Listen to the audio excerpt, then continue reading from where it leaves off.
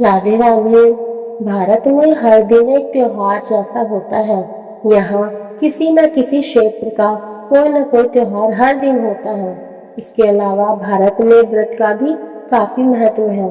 अपने रिश्तों को बनाए रखने के लिए पुराणों में कई सारे व्रतों का उल्लेख किया गया है। चाहे बात करवा चौथ की हो या फिर हरतालिका तीज की, ऐसे कई सारे व्रत रखे जाते हैं। इन्हीं व्रतों में से एक है अहोई अष्टमी का व्रत। अहोई अष्टमी का पर्व हर साल कार्तिक मास में कृष्ण पक्ष की अष्टमी तिथि को मनाया जाता है। इस साल यह व्रत गुरुवार 24 अक्टूबर को रखा जाएगा।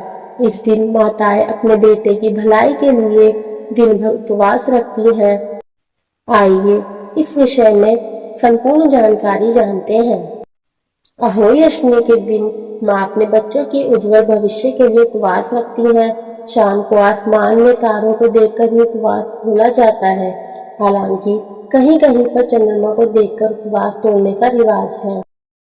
अहोई अष्टमी के दिन चंद्रमा तेजी से दिखाई देता है, इसलिए इसका अनुसरण करना थोड़ा मुश्किल हो सकता है। इस दिन माता अहोई यानी देवी पार्वती की पूजा की जाती है। महिलाएं इस दिन माता पार्वती से अपनी संतान की रक्षा और उनकी दीर्घायु की कामना करती है।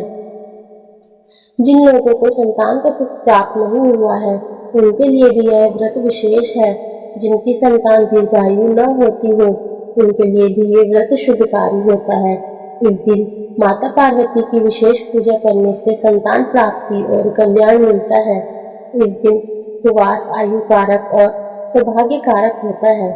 अहोई अष्टमी का व्रत भी उत्तर भारत में काफी महत्वपूर्ण माना गया है। यहाँ अहोई अष्टमी का दिन अहोई आठे के नाम से भी जाना जाता है, क्योंकि यह व्रत अष्टमी तिथि जो कि माह के 8वां दिन होता है। इस उपवास को करना भी बहुत कठिन माना गया है।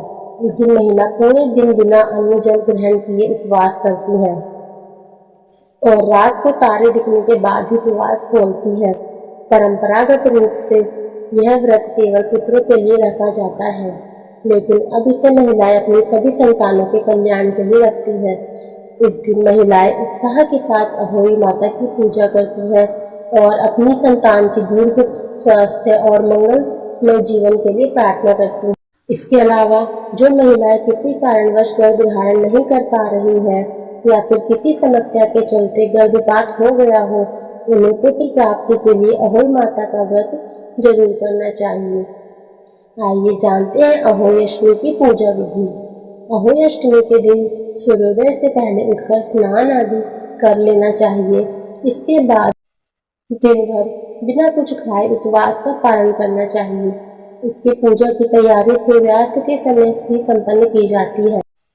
इस प्रक्रिया में सबसे पहले दीवार पर अहोई माता का फोटो लगाया जाता है। अहोई माता का चित्र अष्टकोष्ठक होगा तो बेहतर होगा। उसमें शाही अथवा उसके बच्चे का चित्र में अंकित करना होगा। इसके बाद लकड़ी की एक चौकी सजाए और माता के चित्र की बाईं तरफ पवित्र जल से भरा हुआ कलश रखें। कलश पर स्वास्तिका चिन्ह बनाकर मौली अवश्य बांध दे। इसके बाद दीपक धूप आदि लगाकर माता को पूरी हलवा और पुआ युक्त भोजन करवाएं।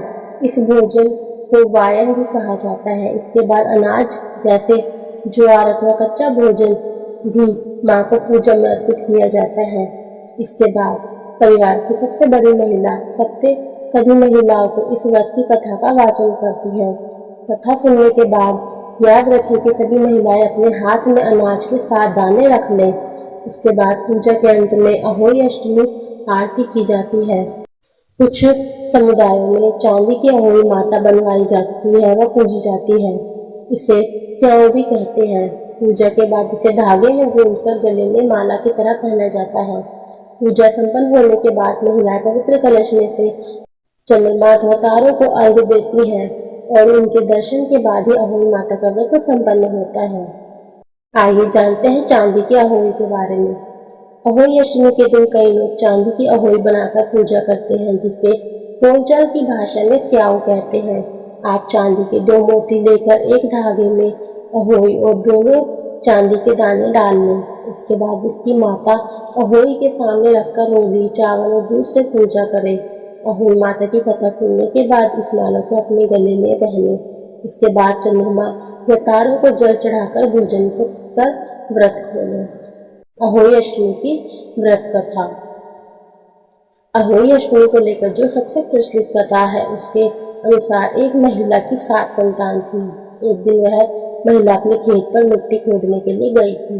मिट्टी खोदते वक्त गलती से उसकी खुरपी एक साही के बच्चे को लग गई, जिससे उस बच्चे की वहीं पर मौत हो गई।